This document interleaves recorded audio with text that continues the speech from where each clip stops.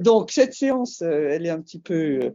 Je dis aussi aux gens qui sont en Zoom, oui, ils ont sans doute reçu le message, donc on n'est pas dans la même salle parce que il y a les oraux à l'ENS et que j'ai réussi à trouver une salle in extremis parce qu'elles sont presque toutes occupées en fait. On a plutôt eu de la chance parce que au départ ils m'ont dit non, c'est pas possible et puis voilà tout. Voilà. Bon, donc moi je propose, je vais vous parler de manière peut-être un petit peu trop, je sais pas comment dire, désordonnée pendant un petit moment, je sais pas trop combien non plus. Et puis après, ben, écoutez, on verra ce qu'on peut faire. Enfin, j'écoute vos suggestions pour l'an prochain. Alors pour l'an prochain, je dis tout de suite, en principe, on va essayer de continuer. En principe, on va essayer de continuer ici, enfin dans cet endroit. Et de séances, et là justement on va essayer de parler de quoi, du contenu de ces séances. Donc pour ce qui est de la logistique, rien n'est tout à fait sûr, mais enfin j'espère que ça va se continuer. Alors pour moi, donc pour moi la question, mais qui est quand même très très vague, c'est vers quoi Grothendieck peut-il bien nous mener? Ça a l'air d'être une question très vague, mais vous savez peut-être qu'il y a très peu de temps a été fondé un centre d'études grothendiekiennes, en italien dans le texte, avec de l'argent chinois et Huawei, beaucoup d'argent, mais que, bon, je ne vais pas spécialement commenter, ce que je voudrais dire, c'est que très souvent, Grothendieck est mort en 2014, donc ça va être relativement bientôt le 10e anniversaire de sa mort, en novembre 2004, il est mort en novembre 2014, et très souvent, on a essayé de l'absorber ou alors dans des hyperboles un peu creuses. Souvent, d'ailleurs, on ne parle pas de mathématiques, on ne parle pas du tout de mathématiques, c'est des gens qui parlent d'autre chose. Et puis, sinon, le risque, c'est ce qu'on appelle la littérature secondaire, c'est-à-dire les gens qui vont commencer à faire des exégèses. Et c'est exactement ce qu'on m'a écrit à ce propos, que on avait, comme je dis c'est bon, voilà, les gens sérieux universitaires vont avoir comme but d'étudier les manuscrits de Grothendieck et de faire leur exégèse, mais sans vraiment d'autre but que de comprendre ce qui a été écrit, si je puis dire. Bon, ici, vraiment, moi, ce que j'aimerais faire, c'est autre chose. C'est complètement autre chose. Donc, c'est pas de la littérature, c'est pas des auteurs secondaires. Voilà, ça m'ennuie. Maintenant, la question est vraiment redoutable, c'est de dire vers quoi Grothendieck peut-il bien nous mener? De quoi est-il le témoin et le garant? C'est-à-dire, moi, je n'hésite pas à dire qu'on peut utiliser Grothendieck et même le mécomprendre, ça m'est complètement égal du moment qu'on dit quelque chose d'intéressant. Je préfère quelque chose qui est faux et intéressant, enfin, là-dedans, à quelque chose qui va être simplement pignoletto, on va dire. Et puis, à quoi Révérence gardée peut-il bien être utile? Alors, littéralement utile, ça veut dire quoi?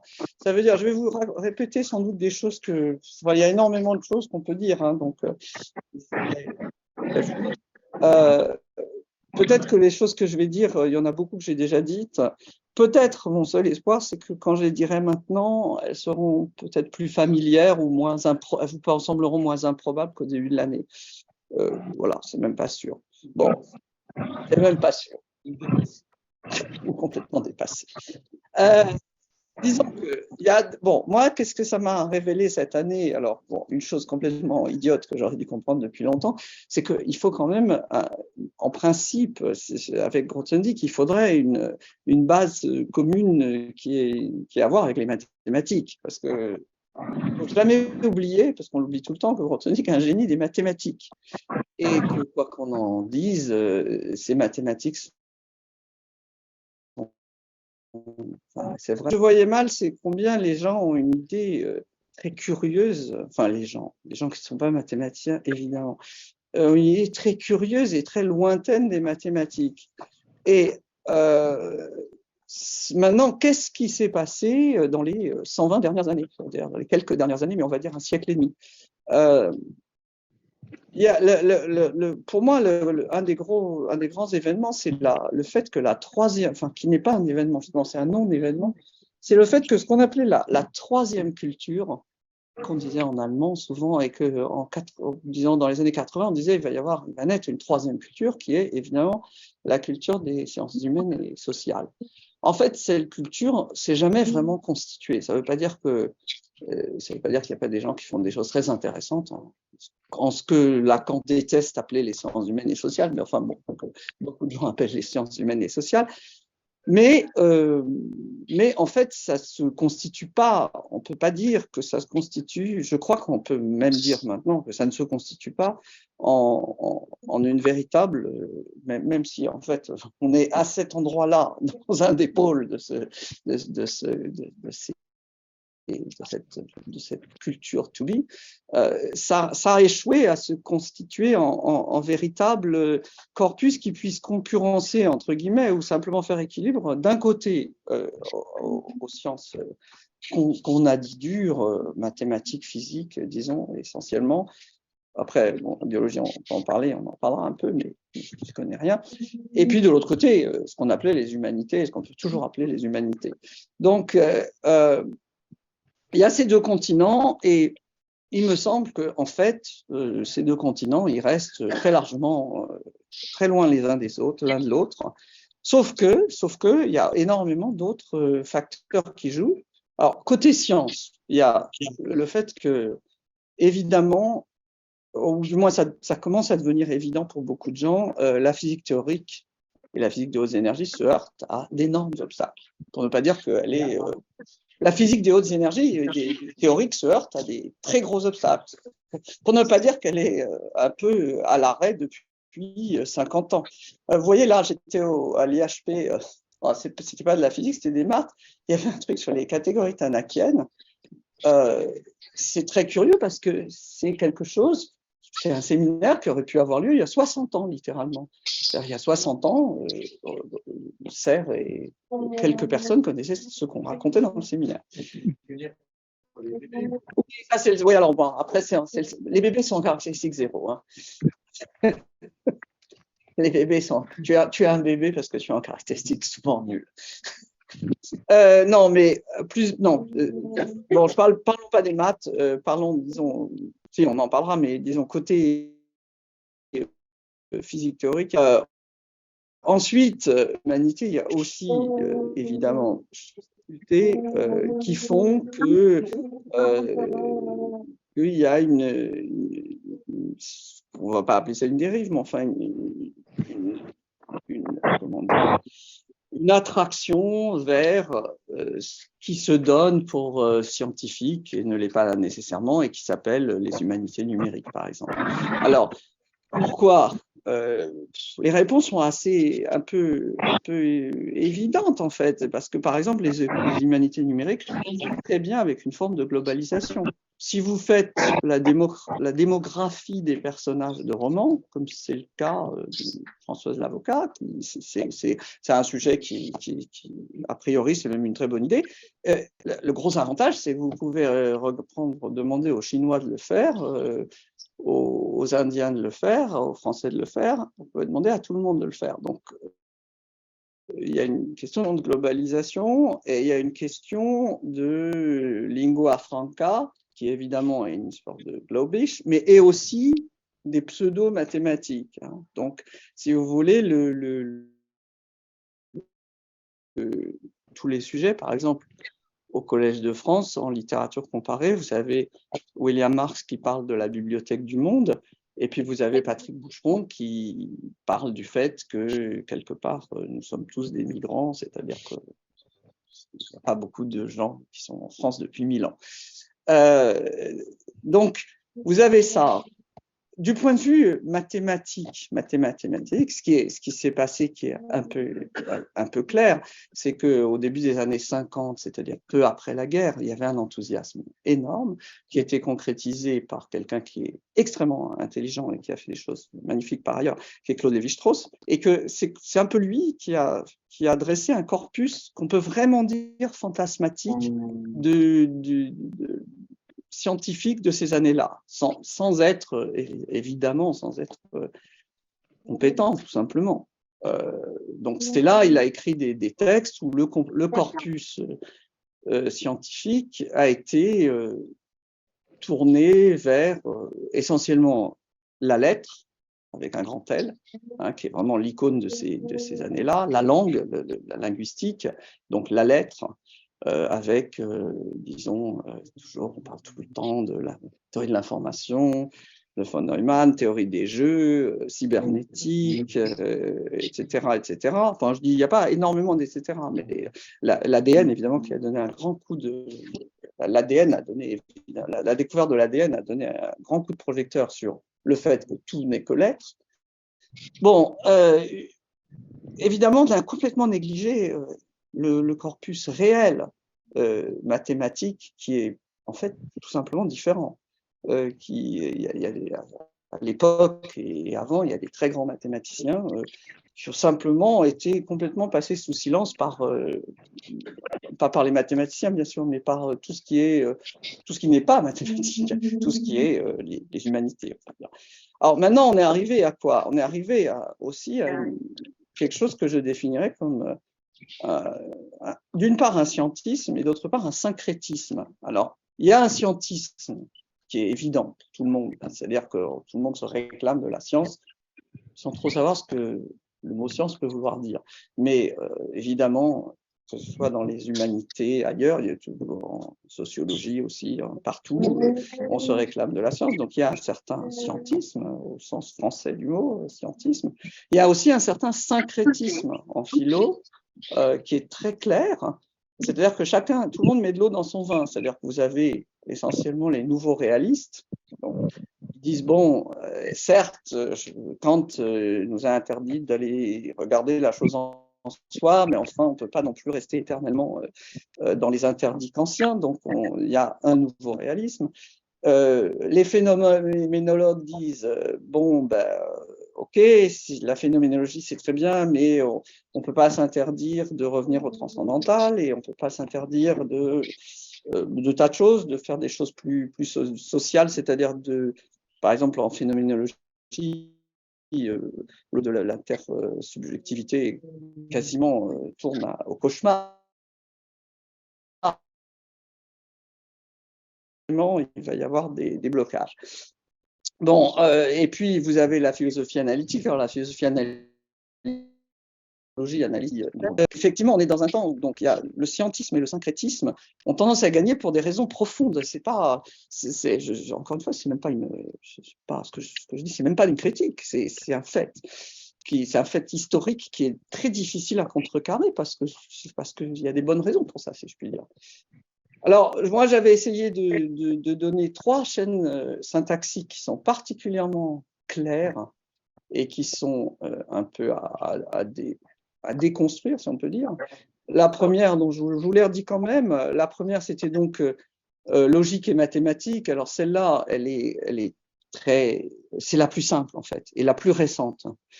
C'est la plus simple parce que les raisons de cette confusion, hein, on peut dire, entre logique et mathématiques sont assez claires. Il ne faut pas me dire que maintenant, aujourd'hui, il y a des choses en théorie des modèles et très sophistiquées, etc., qui essayent de dire des choses sur la géométrie algébrique. C'est absolument vrai, mais ça n'a rien à voir. Il y a des choses admirables qui se font en tout petit comité en ce moment, mais qui sont très, très, très au-delà de tout ce que le cercle de Vienne a pu rêver, et ça n'a rien à voir, au fond.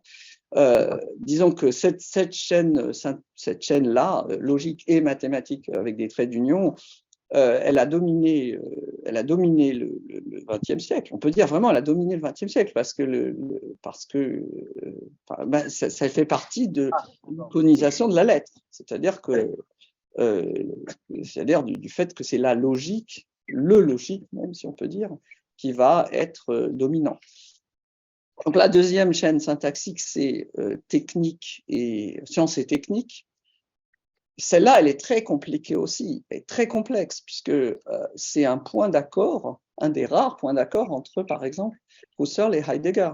C'est-à-dire que vous pouvez lire la Crisis de Husserl, vous pouvez lire Sein und Zeit de Heidegger. De toute façon, la science met en péril la Lebenswelt. C'est-à-dire que là, c'est vraiment un des rares points d'accord entre des gens qui, d'ordinaire, ne sont pas d'accord entre eux, enfin, ou du moins divergent. Le fait que la science implique une idée de la maîtrise, et ça, le mot est très important, hein, c'est le Gestell heideggerien, une espèce une idée de maîtrise qui va directement à l'encontre de deux mots qu'on connaît bien, la Lebenswelt, c'est-à-dire le monde de la vie, et le Umwelt, qui est le monde autour de nous, qu'on a traduit par, enfin, qui est l'environnement. Et donc, comment dire, cette peut-être quand même confusion entre science et technique, c'est elle qui a gouverné même la montée de l'écologie, enfin, énormément de choses.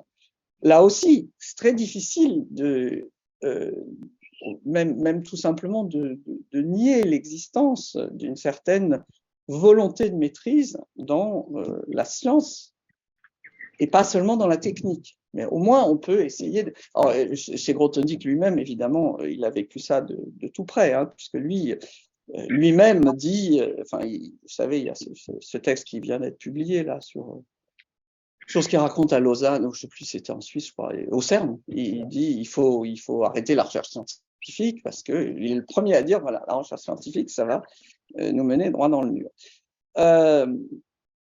Bon, maintenant, essayons de revenir à Grothendieck. Donc, si on essaye de revenir à Grothendieck et aux sciences, ou à la science, moi, je dirais que pour Grothendieck, il y a 4 façons de le regarder. La première façon, oui. Le troisième point. Ah, pardon, le troisième point. Ah oui, le troisième point. Mais la troisième chaîne syntaxique, c'est la plus compliquée. C'est fides et ratio.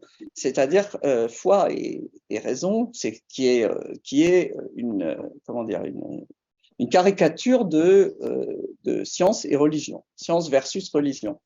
Celle-là, donc en fait, on peut dire que j'ai été chronologiquement autant logique et mathématique, c'est relativement récent, enfin ça a quand même 120 ans, et c'est relativement compréhensible.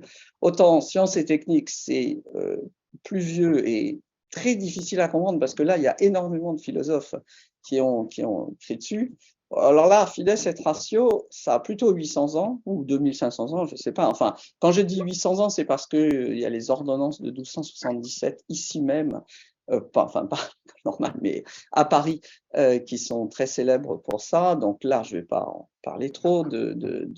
Mais c'est pour dire en un mot, parce que j'ai commis un livre sur l'islam, c'est pour dire en un mot que la réception d'une religion quelconque, de l'islam en particulier, et la compréhension de ce que peut être la science sont en fait, ce sont deux choses qui sont très liées, mais liées de manière, là encore, assez mystérieuse. C'est pas quelque chose qu'on comprend comme ça.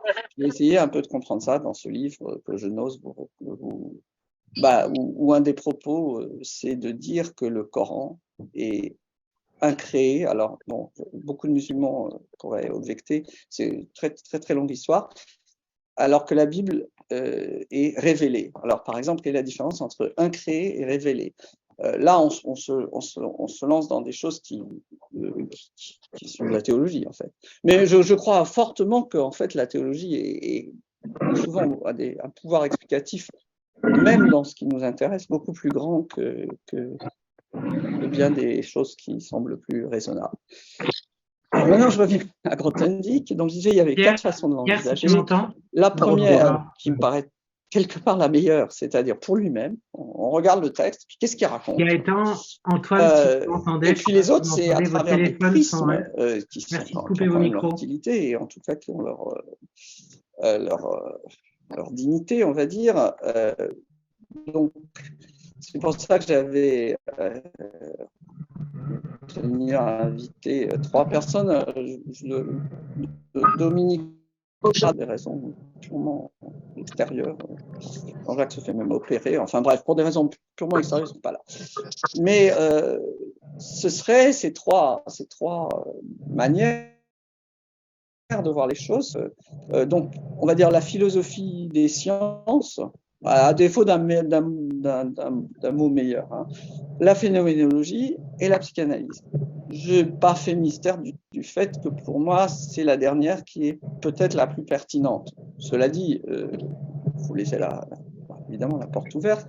par exemple, le livre dont a parlé Dominique Pradel la dernière fois a une introduction très longue, 60 pages d'introduction, qui sont aussi éclairantes, au moins dans les questions qu'ils posent. Je ne sais pas s'ils ont, si la phénoménologie a la capacité de répondre aux questions qu'elle pose. Il y a des questions qui sont sans doute évidemment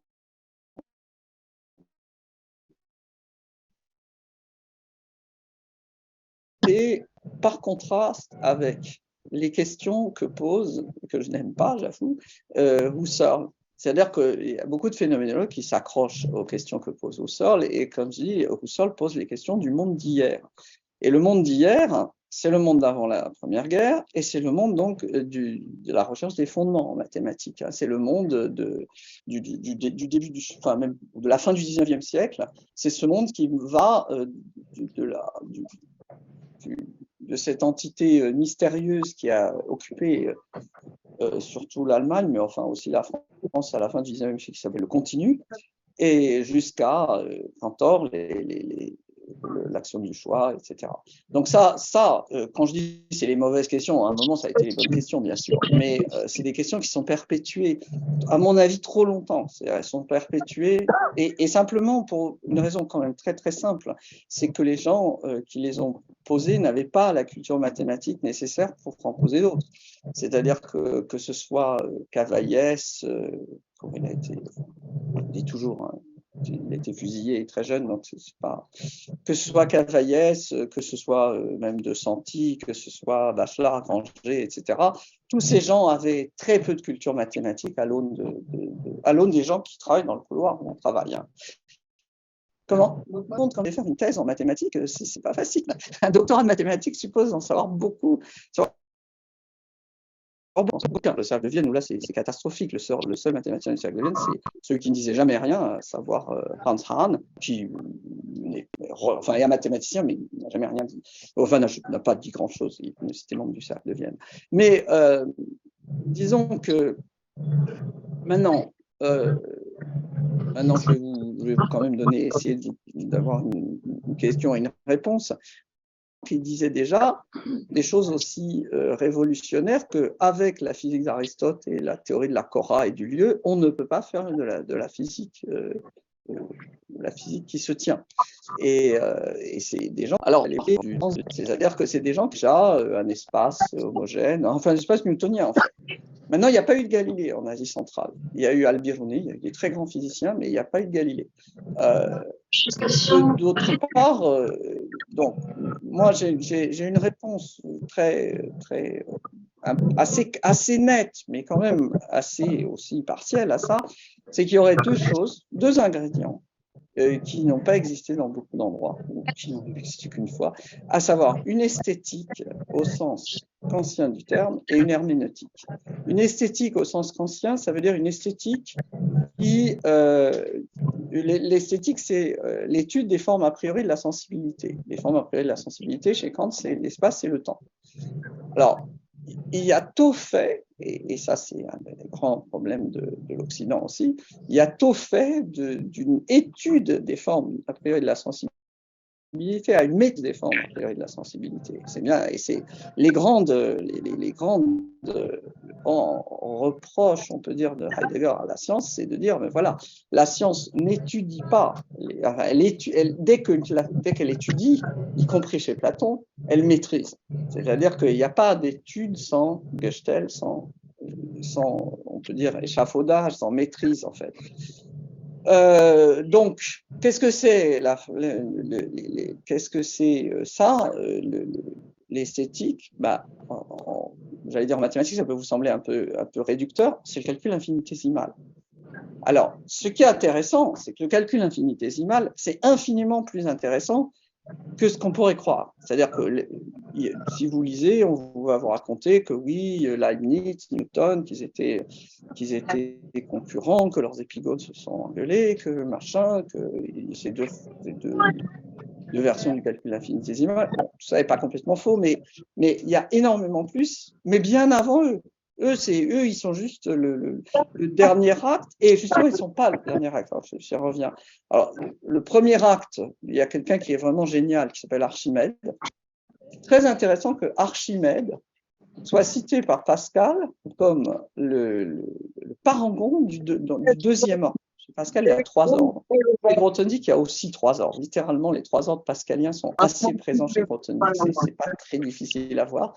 Et le deuxième ordre, qui est si on peut dire, qui est l'ordre spirituel, il est représenté par Archimède. C'est très étonnant que Pascal, parce qu'on ne savait rien d'Archimède, d'ailleurs, même maintenant, on ne sait à peu près rien d'Archimède, ou très peu. Enfin, c'est des choses scientifiques, mais c'est peu de choses sur lui.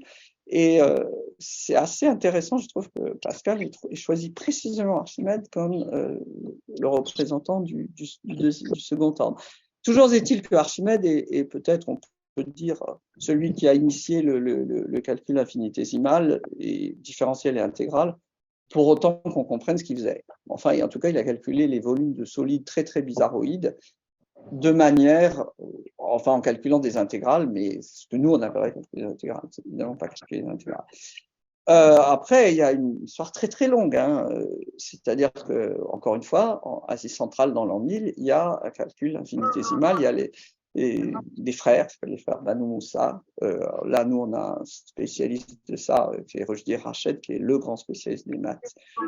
Alors, les maths qu'on dit arabes, mais en fait, qui sont souvent des maths perses, en l'occurrence, c'est vraiment des maths persanes. Et donc, ces gens-là ont fait un calcul infinitésimal. Ensuite, il y a Cavalieri, il y a du temps de Galilée. Et puis, il y a Descartes, il y a Pascal, il y a Fermat. Leibniz a lu Pascal et il dit lui-même que s'il a fait quelque chose, c'est grâce à Pascal. En fait, c'est en lisant Pascal et Fermat qui essayaient déjà de mettre le...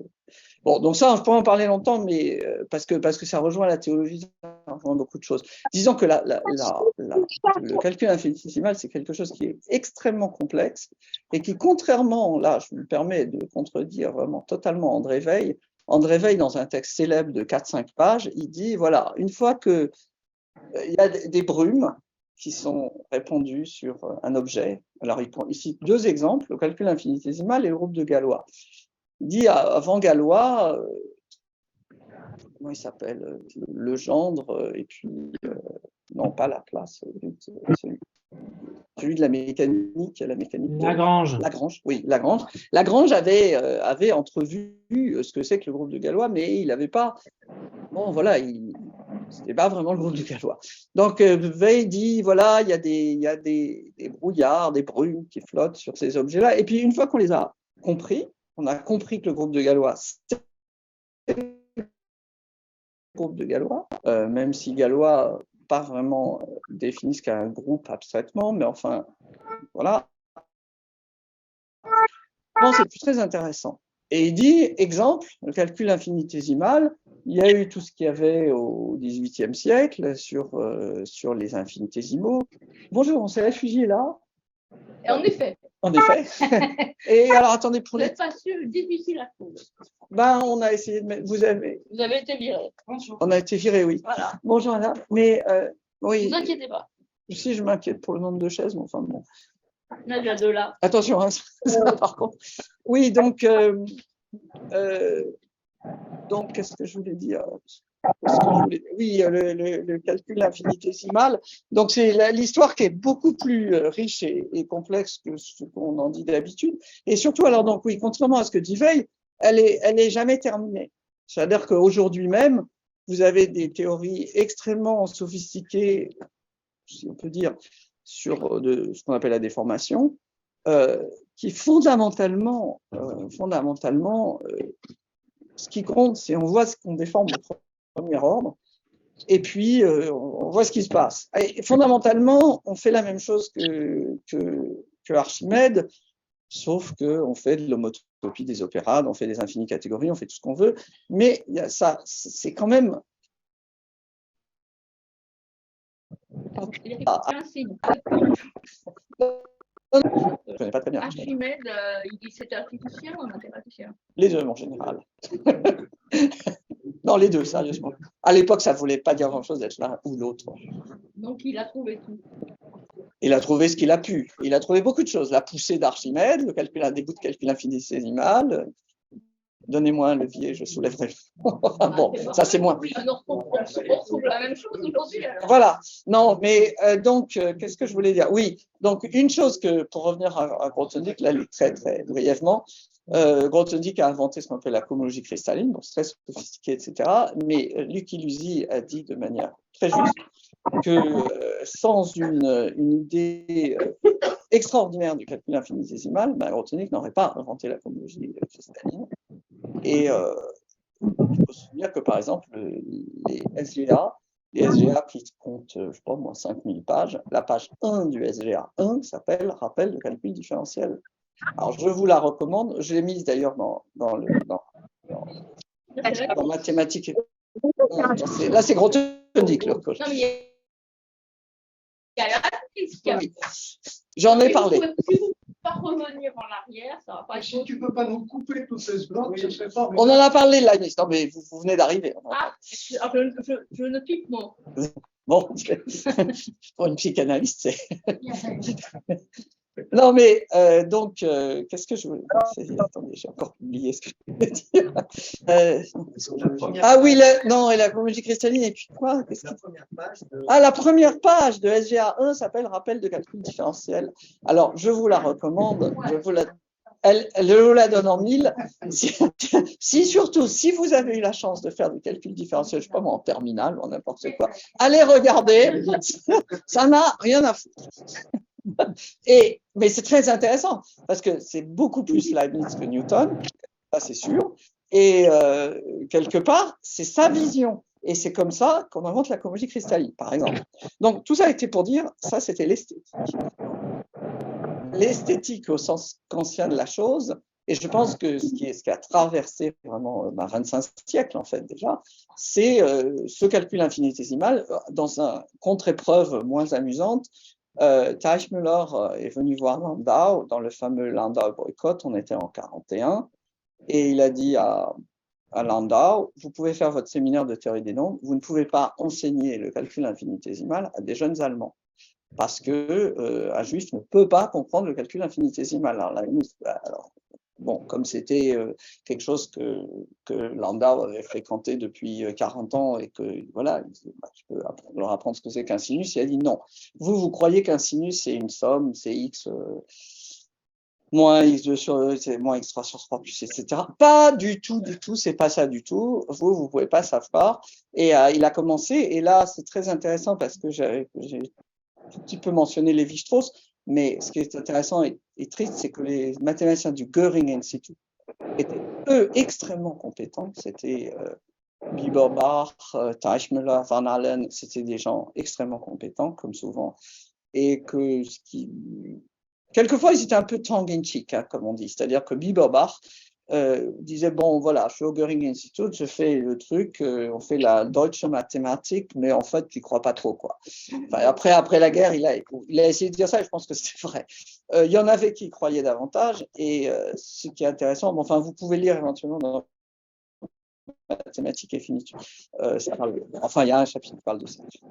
Disons que là, on est dans la polarité discrète-continue, et la polarité discrète aussi de la langue qu'on a eue après-guerre, du structuralisme, etc., elle va aussi à l'encontre de ce qu'il y avait avant, de ce qu'il y a eu avant en Allemagne pendant la guerre, en fait. Et même avant, c'est-à-dire que Felix Klein avait démarré ça, mais il est mort, je ne sais plus quand, mais avant la guerre, en tout cas. Comment ?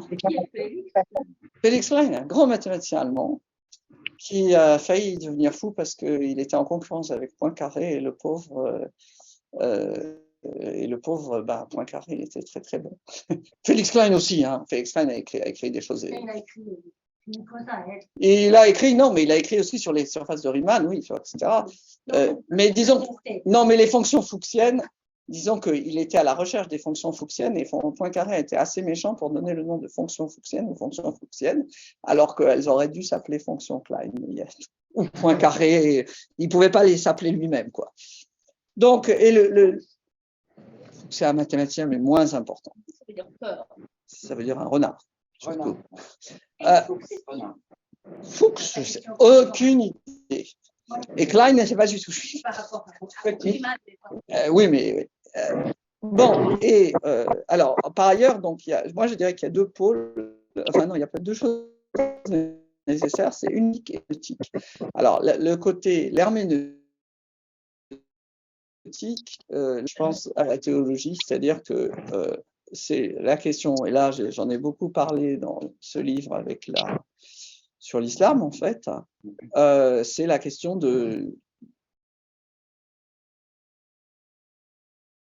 disons de versus interprétation par exemple. Bon, l'herméneutique biblique, elle est extrêmement riche et complexe, puisqu'il y a l'herméneutique juive, il y a la patristique latine et la patristique grecque, il y a Saint-Augustin, il y a tout ce que vous voulez, donc c'est extraordinaire. Et moi, je dirais qu'en fait, tout ça, loin d'être adverse au développement mais la science, est en fait absolument nécessaire. Ça, c'est quelque chose qui est encore enfin, voilà, c'est contestable et puis c'est même difficile à démontrer. Comment? Je suis antéchrist. Vous êtes antéchrist. Bon, ça c'est un autre problème. Ah, maintenant, on va arrêter. Mais zéro, ça veut dire quelque chose, zéro en mathématiques quand même. Oui, bon.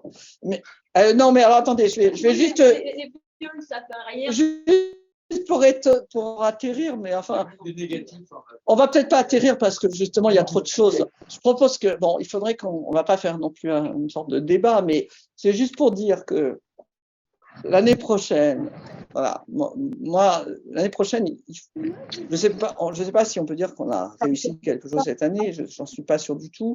Il y a le côté, déjà, voir, certes, j'ai essayé avec ces histoires de polarité. Les histoires de polarité, c'est purement mathématique. Pour moi, c'est des choses qui sont peut-être, enfin, j'espère qu'elles sont pas inintéressantes pour des gens qui sont pas mathématiciens ou même éventuellement pour des gens mathématiciens, mais ça reste dans le domaine voilà, j'espère que c'est éclairant, j'espère que ça reste dans le domaine, on va dire, mathématique.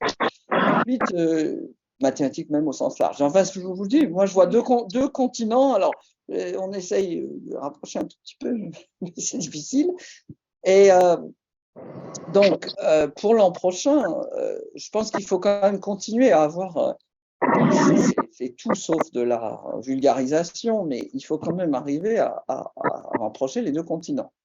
Et ça, c'est pas très facile. Sans compter qu'il y en a d'autres, si je puis dire. C'est-à-dire qu'il faut se méfier du syncrétisme, parce que je peux vous dire, la philo, c'est drôlement bien, la phénoménologie, c'est pas mal non plus, et la psychanalyse, c'est très bien. Et voilà, quoi. Et ensuite, on peut un peu malaxer tout ça. C'est ce qu'on fait hein, aujourd'hui, enfin, ce qui se fait beaucoup aujourd'hui. J'ose pas dire qu'il y a aussi des intérêts très bas. Comme, par exemple, si vous êtes au CNU, donnez des postes à des copains, et puis bon, un peu des postes un peu analytiques.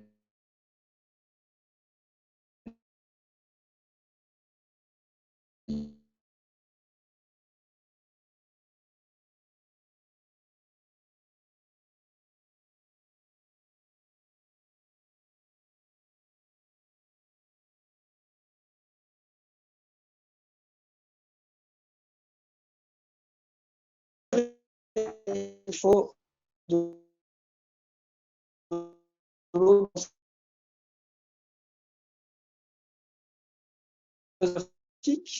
ne se parlent pas vraiment.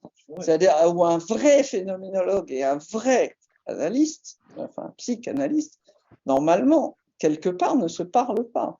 C'est-à-dire, ils peuvent se parler, mais c'est complètement... on parle d'autre chose. Donc, si on veut... alors, les gens vous diront, si on veut se comprendre, il faut que les concepts... mais en fait, les concepts s'abâtardissent comme ça. C'est tout simplement, on finit par dire, ah oui, mais bon, Husserl, c'est beaucoup trop rigide, c'est vrai. Et finalement, vous savez, vous pouvez aller de Husserl à Fichte, voilà, il est transcendantal, puis de Fichte, vous allez à Spinoza, et puis bah, finalement, vous allez partout. C'est-à-dire que vous faites des chemins, parce que c'est assez facile de faire des chemins dans la culture, si on peut dire. Mais après en fait, je sais pas, c'est un instinct comme ça, qu'il faut aussi mettre des murs, c'est-à-dire qu'il faut mettre des trucs où à un moment, il y a du dur, quoi. Ah bon? Et bah oui, c'est-à-dire que la phénoménologie, c'est pas pareil que la psychanalyse, et que je dis pas que l'un a raison, l'autre a tort, mais simplement, c'est pas pareil. Par exemple, moi, j'aime bien dire que la phénoménologie a tendance à aller vers l'affirmation, qu'on appellerait peut-être la Beyahang, c'est-à-dire que la première chose de la phénoménologie, la première graine phénoménologique, c'est le parti pris des choses, comme disait Francis Ponge, qui d'ailleurs a écrit des poèmes qui ont été commentés par des phénoménologues, c'est-à-dire aller vers les choses mêmes. Ça, c'est un acquiescement aux choses. C'est-à-dire que, et ça n'est pas, j'allais dire, c'est pas négociable. C'est pas négociable quand on est phénoménologue. Non, c'est pas négociable. Sinon, on ne fait pas de la phénoménologie, on peut faire autre chose.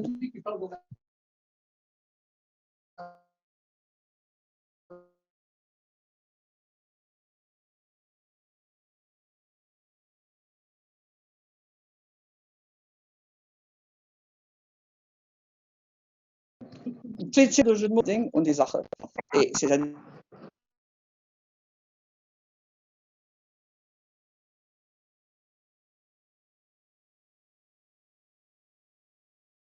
pas du tout, c'est-à-dire mais en coaptation avec le sujet, c'est le même mot, il y a un sujet, mais un sujet transcendantal, un sujet phénoménologique, un sujet analytique, ça n'a rien à voir. Donc, une des questions aussi difficiles, mais très, très difficiles, c'est quel est le rapport entre la science et la destitution du sujet, ça à supposer qu'on puisse d'abord savoir de quel sujet il s'agit. Ça, c'est très difficile. C'est même en fait peut-être la question centrale. C'est-à-dire, toute science implique-t-elle une destitution du sujet? Ce qui est une question de ce qu'on appelle objectivité. Moi, j'aurais quelque chose à dire sur votre chose précédente entre Zaret et Ding. Oui. Pour moi, l'homme et la femme ne sont des hommes et des femmes qu'avec leurs choses, leur Ding, leur Zaret. Et il y a des Zaret qui font chier, qui collent au bonhomme et aux bonnes femmes. C'est ça, Zaret Ding. Si vous voulez, moi, j'ai découvert qu'il y avait un truc complètement délirant de nos jours qui s'appelle la décalcomanie. La décalcomanie. Et alors, la décalcomanie. Ça, je faisais ça quand j'étais petit, mais depuis un moment, je n'ai pas fait de décalcomanie. Voilà.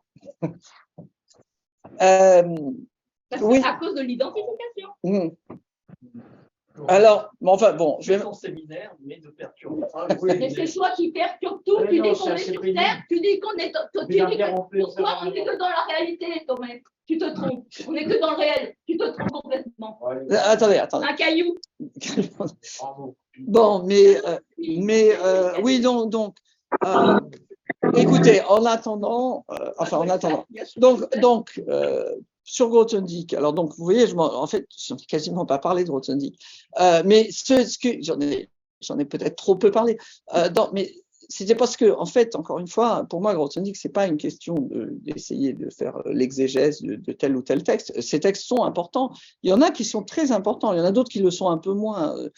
Et là, il est en train de traduire tout Récolte et Semailles en anglais. Des fois, il y a 300 pages où on parle de, je sais pas moi, du problème de la. Ça prend... Bon, de toute façon, vous, ça vous concerne pas beaucoup parce que c'est en anglais. Moi, je lis l'anglais quand même. Mais oui, mais vous lisez le français jusqu'à preuve du contraire. Oui, mais comme là, il est en français. Et en français, je l'aime pas. Ah, mais vous l'aimerez pas plus en anglais. Il y a 300 pages, on parle de quoi? Oh, je disais de la corbeille quand on veut l'enlever son. Non, mais c'est pas 300 pages. Quand on veut enlever son bureau, les affaires de son bureau, quand on veut. Ah oui. Non, alors dans Grothendieck lui-même, oui. Ce qu'on voulait pour l'an prochain, c'est quand même essayer de commenter les portes sur l'univers, dont j'avais dit au début de l'année que ça pourrait être un des textes fondamentaux des gender studies pour autant que, voilà, il y a beaucoup de Sachreding. Et donc, en fait, les portes sur l'univers, c'est 150 pages, mais avant, il y a, c'est entièrement en deux, et il parle déjà du yin et du yang. Donc, nous avons, je ne suis pas sinologue, mais. Ah oui, je voulais inviter un monsieur qui a la qualité à peu près unique d'être à la fois sinologue et helléniste. J'ai encore oublié son nom. Il est assez connu, le monsieur. Non, non, un monsieur. Julien. Oui, Julien, voilà, François Julien, qui est à la fois sinologue et helléniste. Il n'y a pas beaucoup de gens qui sont vraiment sinologue et vraiment helléniste. Pas juste. Non, il n'est pas psychanalyste, non. C'est pas le même. François Julien. Ah non, c'est peut-être pas le même. Mais avec deux L, non. Tu parles de François? François Julien, oui, mais qui n'est pas particulièrement enfin, qui n'est pas non, mais par contre, bon, c'est quand même assez rare. Et puis, non, pourquoi je voulais l'inviter, c'est parce qu'il a écrit un livre tout simplement sur le mal. Là, je voulais l'inviter à nous parler du mal. Quelle orthographe? Quelle orthographe? Ah, M-A-L. M-A-L, pardon. Ah oui, oui, oui, M-A-L. Oui, c'est décevant, mais c'est comme ça. Et oui, donc je voulais l'inviter à parler de ça parce que on peut, chez Grothendieck. Alors, moi, j'avoue que je suis moins intéressé par le côté écologique. Grothendieck a même connu José Bové. Il y a des gens qui ont écrit des choses. Bon, moi, j'avoue que je suis un peu moins intéressé par ça. Bon, si quelqu'un, vous savez, il s'y est consacré entre, on va dire, c'est ce qu'il appelle la décennie des années dimanche, entre 70 et 80 en gros.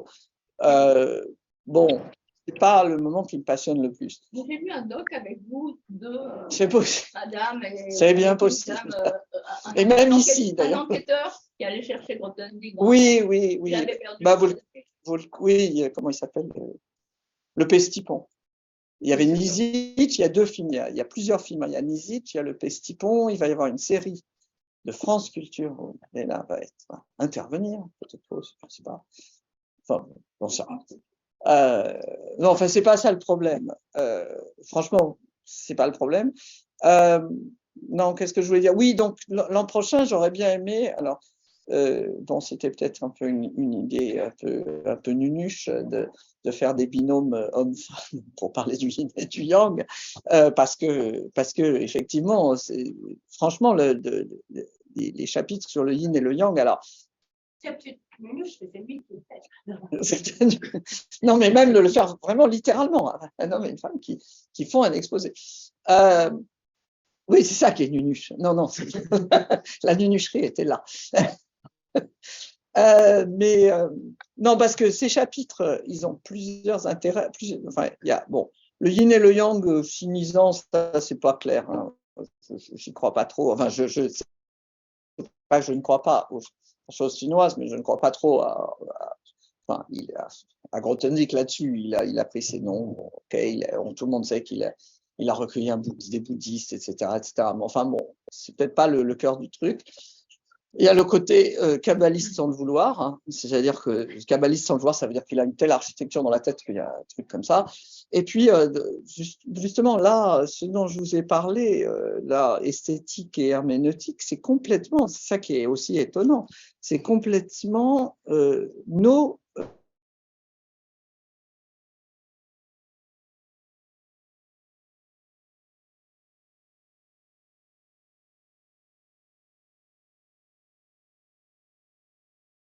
facultés.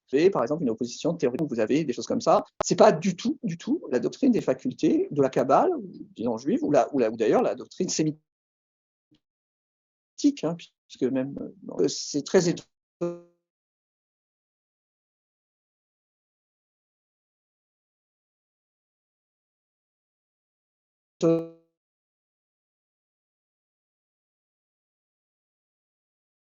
Non, que c'est la doctrine qui vient de, on va dire, au moins Saint-Augustin et sans doute avant, et qui est complètement explicitée dans la critique de la raison pure. C'est vrai que la critique de la raison, enfin, elle est d'abord chez Descartes, puis dans la critique de la raison pure. À part chez Spinoza.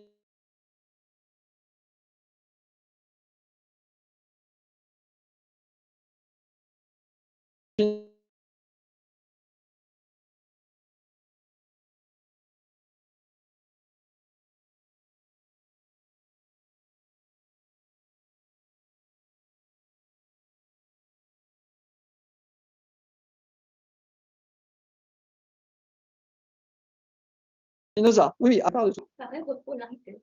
On fait une pause. Ça veut dire que le Congrès s'amuse pendant ça.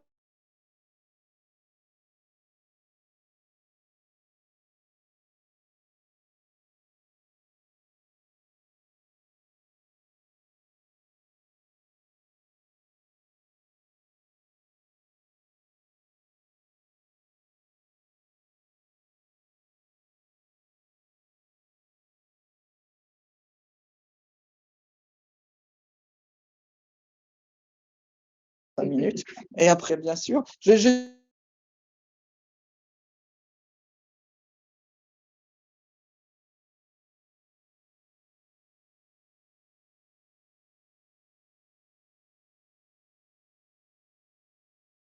dis ça aussi aux gens qui sont assez assis puis peuvent intervenir aussi. D'ailleurs, il suffit qu'ils mettent leur. En fait, j'ai parlé. On concilie le fait qu'il peut y avoir une certaine soif d'objectivité et d'institution du sujet avec la fameuse formule de Lacan que je vois, j'ai bien des idées, mais qui est le sujet et le sujet de la science.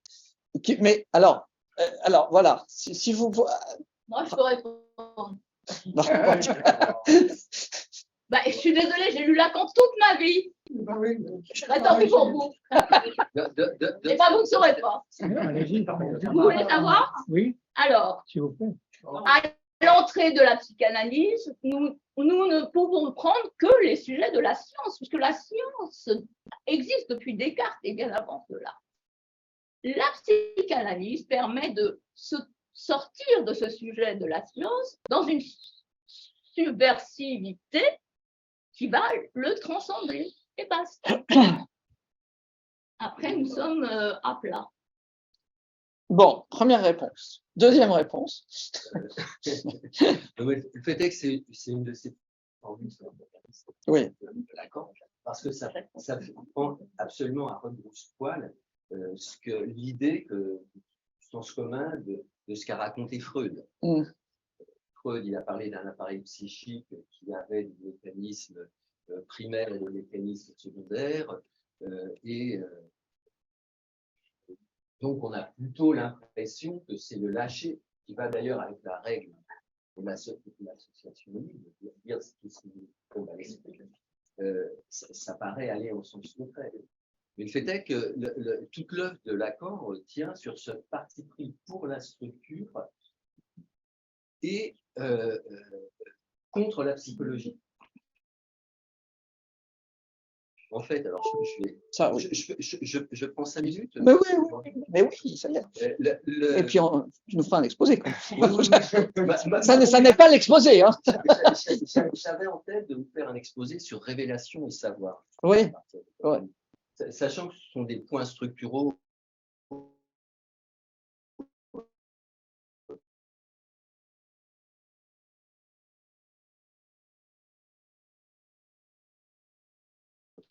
Concerne tout le monde. Mais en tout cas, c'est un abord scientifique très poussé. Hein. Il a fait une esquisse de psychologie scientifique pour des neurologues, des neuropsychologues.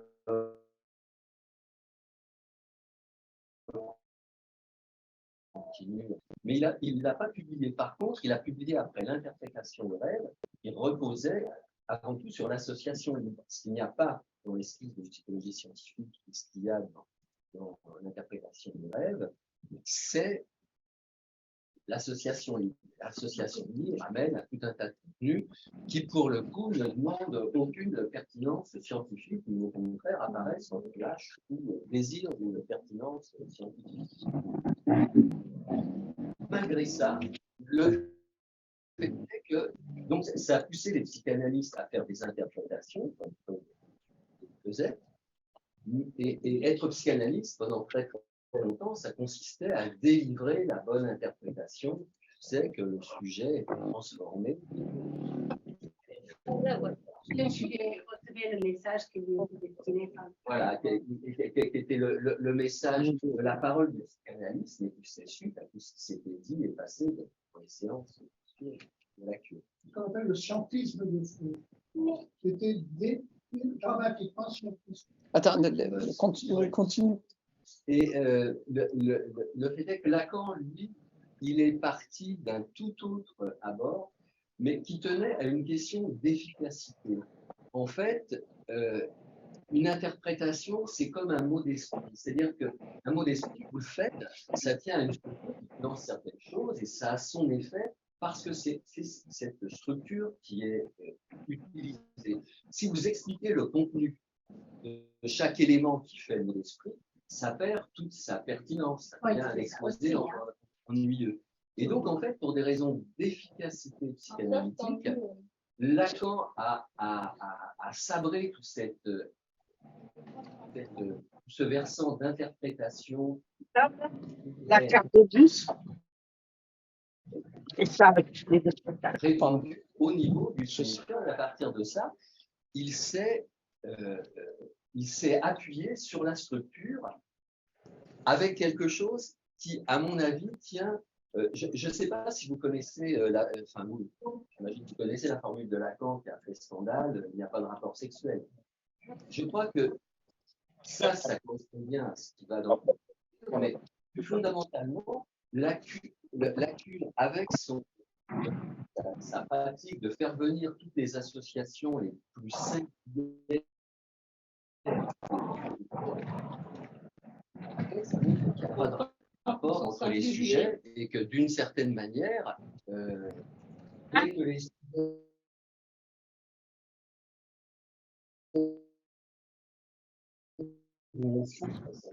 malgré ça, pour qu'il y ait un collectif, pour qu'il y ait des humains, pour qu'il y ait une socialisation, il faut s'appuyer sur des structures. Continue. Oui, et aussi le fait de ce qu'il y a commun entre les sujets. Donc, d'une certaine manière, dans l'optique lacanienne, le fait est que c'est la structure, et la structure, il y a une certaine ambiguïté chez Lacan. Il l'a pris au départ vraiment au niveau de la structure linguistique, mais le fait est qu'on a vu qu'il a de plus en plus dérivé vers la topologie et la logique, et finissant par dire que sa formule, l'inconscient est structuré comme un langage, c'est une logique. Mais en même temps, il faut voir qu'il parle de logique, mais il parle de logique du signifiant. Il y a un entre-deux, et suivant ce qu'on creuse, on va dans un sens ou dans l'autre. On revient botanique. Donc, le fait est qu'il y a là deux apports différents. Il faut voir que les psychanalystes qui sont soit uniquement freudiens, soit freudiens et lacaniens, sont facilement avec les autres au nom de la vérité de leur théorie. Mais je pense que les lacaniens ont une pratique, et ça fait partie de l'exposé que je comptais faire. Il y a des actes qui rentrent dans la rationalité en jeu qui sont tout à fait importants. Il y a une pratique commune chez les lacaniens. Pour expliquer pourquoi. Je pense que moi, je suis lacanien. C'est faux ce que tu dis. Attendez, laissez-le parler. Non, mais c'est faux ce qu'il dit. Peut-être, mais. Non, c'est pas ça. C'est Freud et Lacan sont couplés, ne sont pas couplés dans l'être, mais dans l'autre. C'est ce que Lacan a dit. Il faut le couper parce que sinon il va vous embobiner. Et voilà, on se laisse embobiner. Voilà. Mais oui. Je seul parole à la. Oui. Personnellement, j'ai eu 52 ans que j'ai eu Freud. Le fait est que quand on est lacanien, Lacan a dit des choses très éclairantes sur Freud en France.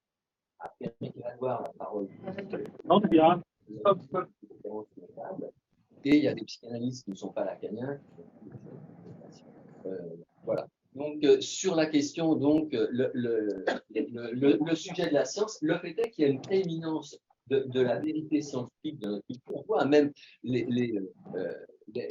plus fanatiques des islamistes, ils se réclament de la science, ils disent que c'est une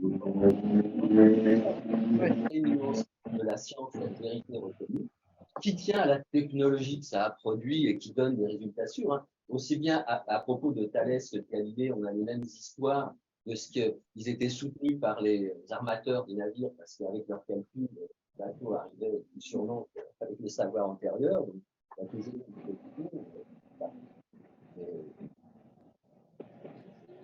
Mais il reste donc tout de même cette question qui était la question que je comptais autour de révélation de savoir, parce qu'effectivement, là, il y a un point qui rejoint ce que vous disiez sur toi.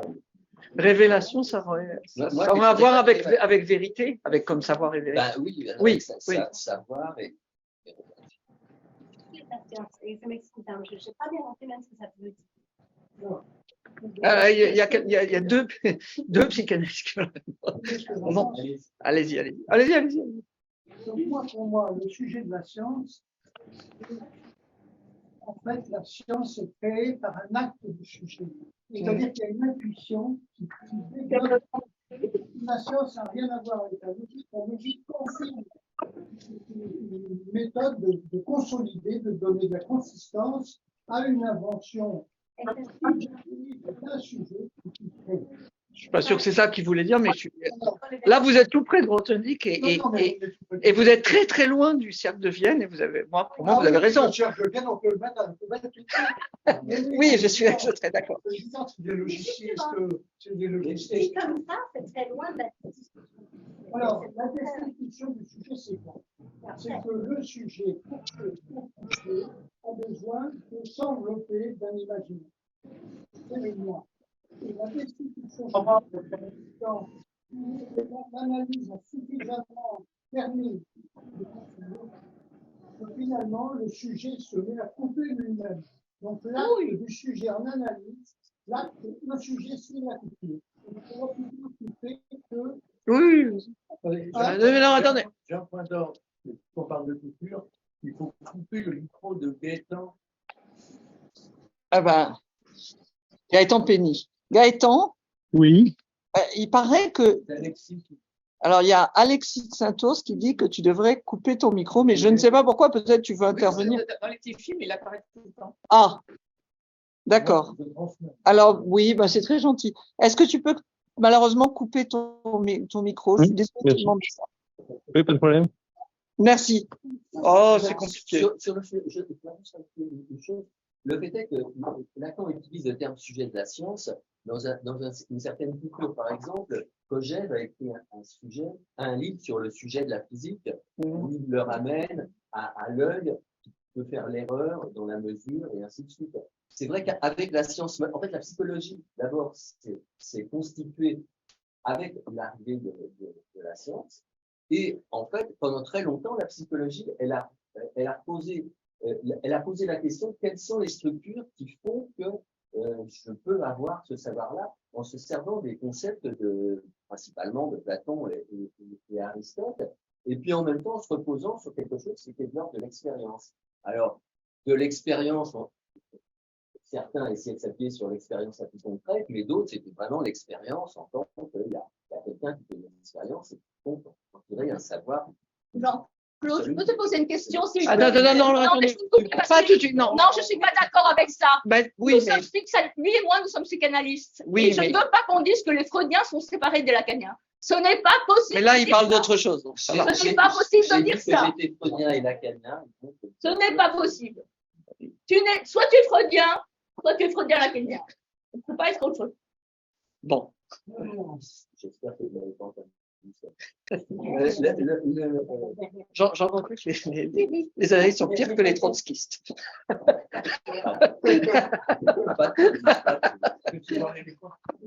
Non, mais c'est pas. Là,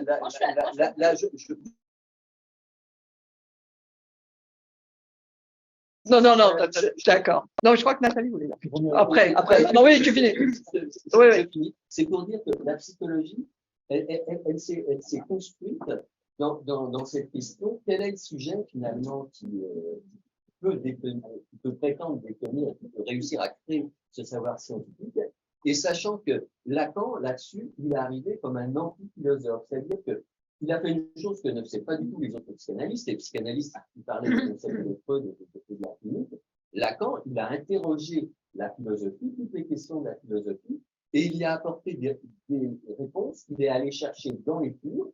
Donc, d'un certain point de vue, donc, si on considère qu'un anti-philosophe, c'est quelqu'un qui répond aux questions de la philosophie, et à partir d'autres choses que le corpus Platon, Aristote et quelques autres, fait, Lacan, il est dans le fil de cette constitution, et c'est là où on retrouve la question du sujet de la science. Alors, Nathalie. Oui, alors effectivement, cette question des sujets de la science, ça m'a toujours beaucoup interrogée. Sans mythe de Lacan. Mais donc, les sujets auxquels il avait affaire, c'était des grands hystériques, mais c'était aussi dans un contexte scientifique. Et d'ailleurs, il soulignait régulièrement que la psychanalyse était côté. En Allemagne, il y avait vraiment le partage entre les deux. Et c'est une façon, effectivement.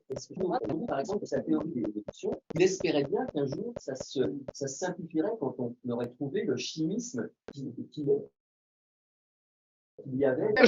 Donc, il y a le sujet de la science, historiquement, vu la position de Freud, mais ce qui s'est beaucoup dit dans le milieu lacanien, c'est que le sujet de la science, finalement, c'est celui que le psychanalyste accueille une fois qu'il a laissé porte-manteau ses avis scientifiques. Et tout ce qui n'est pas scientifique vient dans le cabinet du psychanalyste.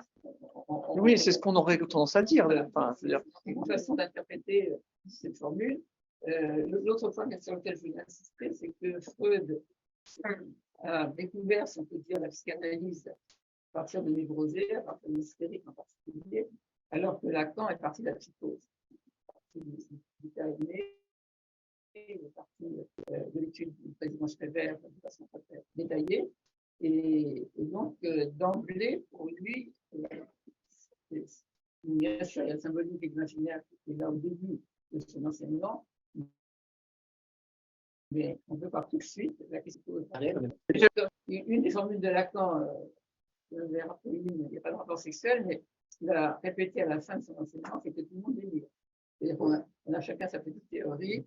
Mais pourquoi la science particulièrement serait proche de la psychose? Parce qu'elle psychotique et théorique. Mais j'ajoute que les autistes, on a des exemples d'autistes tout de même, tout à fait fameux. Moi, j'adore je sais plus si c'est Dirac ou je sais plus quel. C'est un peu autiste, hein, Dirac. J'adore l'anecdote où il est dans un train, vous savez, et puis, tout le monde regarde le paysage et on voit des moutons, il y en a un qui dit ah, on a conduit les moutons. Et il réfléchit un moment et il dit là, de ce côté-là, en tout cas. Je crois que c'est une blague. Moi, je voulais vous dire, même si c'est une blague, c'est effectivement de quelque chose qui ne se construit pas pour les gens. Je pense que si vous faites un écouter, moi, comment dire, attendez. j'ai fini par rencontrer la question. il va sortir de sa copie.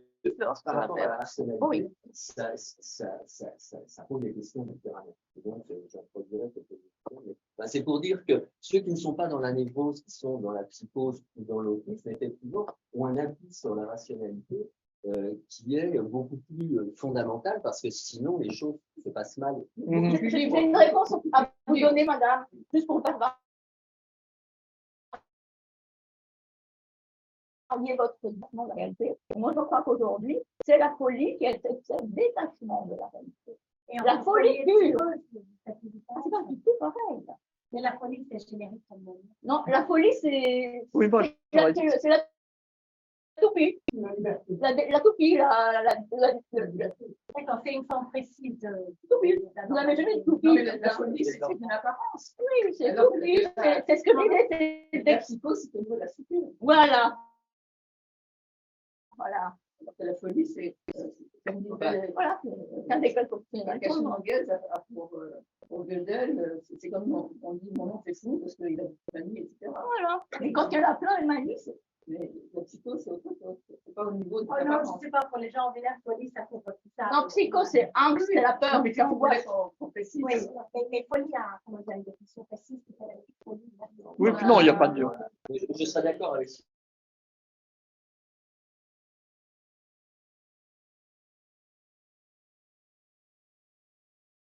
Il a dit sur le côté de liberté. Il ne faut pas être enchaîné par des actions positives. Vous créez, et quand vous rêvez, vous mathématiciens qui rêvez Oui. Oui. Bon, c'est ça la créativité. Et une question intéressante par rapport à ce sujet de la science,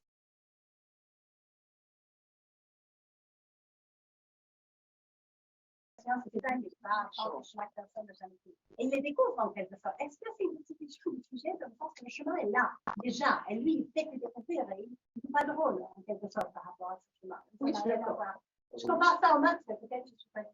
Ça, c'est Grothendieck. Oui, mais en maths, Oh oui, Oui, oui, je sais, oui. c'est- Là, Nathalie, ce que dit Grothendieck, c'est ce que c'est pas du presque principe. tous les mathématiciens diraient. Et Non, donc, mais c'est pas dans la montagne. comme je disais, on utilise Grothendieck comme garant, parce que quand il dit quelque chose, comme il était génial. Je suis étonnée, il y a un Mais autre d'autres pourraient le dire, c'est la même chose. Donc, il y a des voies pour les alpinistes, il y a la voie interne, il y a la voie interne. On crée pas la voie. On l'emprunte dans la terre. C'est juste différent par l'articulation et c'est pour ça que c'est pas dans le- Ouais, il y a...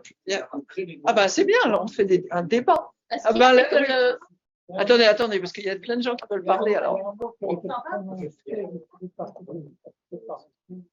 C'est mon intuition.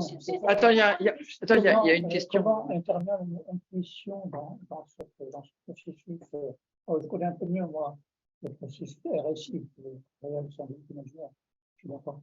Mais pour moi, je me rends importance. Est-ce qu'à l'intuition, est-ce que Grothendieck en a parlé Ah oui, oui, c'est un mot qui a oui, été- mais ça, c'est un mot alors, qui a été dit. Hein.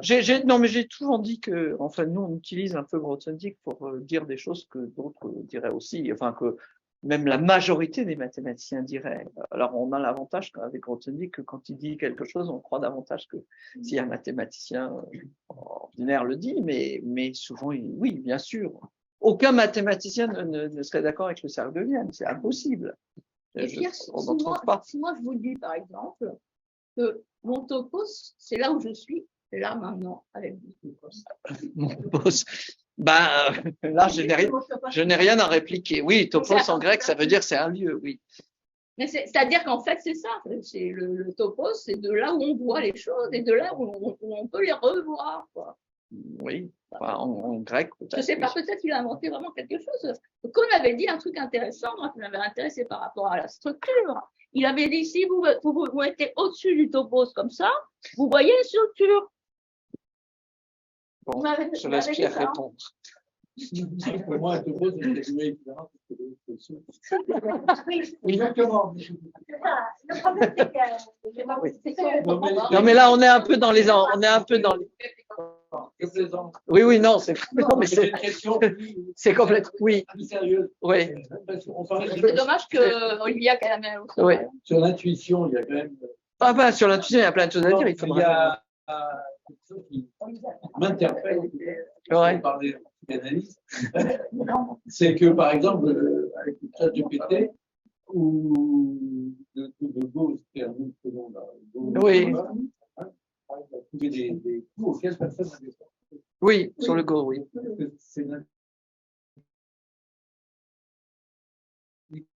C'est pas purement combinatoire. Non. Non, mais il y a du hasard. Il y a du Et qui hasard. joue au Go? Vous jouez au Go? Non. Qui joue au Go? Oui, Donc, mais en tout cas, je trouve que ça pose un problème sérieux. Oui, ça peut, non, mais de toute façon, les histoires de. C'est impossible de séparer l'intuition d'un sujet lui-même. Donc, d'un sujet, il n'y a pas de sujet. Hein, vous savez, le sujet est toujours représenté par des paroles. Mhm. Donc, le sujet, c'est un mythe, ça n'existe pas. Ça existe, c'est-à-dire que ça sort comme un poisson volant et ça retombe dans l'eau. Chrétien. Donc, ben oui, le poisson Non, volant, je pense que non, mais c'est vrai, je pense que les intelligences artificielles sont plus dangereuses pour la phénoménologie que pour la psychanalyse. Je pense que les intelligences artificielles qu'on voit là sont plus dangereuses du point de vue de la phénoménologie, la mettent plus en question que la psychanalyse en fait. Mais bon, après, il faudrait en parler longuement. Parce le que... sujet, c'est un corps parlant. C'est-à-dire qu'il faut absolument, avec des mathématiques, on n'arrivera pas à faire des corps parlants. On arrivera à faire des combinatoires suffisamment sophistiqués pour que ça Mais ressemble. si on dit ce genre de choses, ça veut dire qu'on n'est plus freudien du tout. Hein? On n'est plus freudien du tout. Moi, je Exit je ne les. dis pas- Non, mais exit je suis les. lacanien, tout- Voilà. Mais sans me dire psychanalyste. Brut d'école. Parce que ce que je psychanalyste, ça, c'est une perversion totale Ah, des modernes. Et surtout pour les femmes. Ça n'existe pas. Là, ça On ne peut pas se dire psychanalyste. On est en position d'analyste et on fait l'analyse. Oui, mais toi, tu n'es pas psychanalyste, faut le dire aussi. Non, pas du tout, je suis patient, bien sûr. Ah oui. Ah, c'est pas Ah ce que oui, tu disais mais l'autre je ne fois. suis pas psychanalyste, au sens où il y aurait une étiquette, il est psychanalyste. Ça, c'est de la connerie.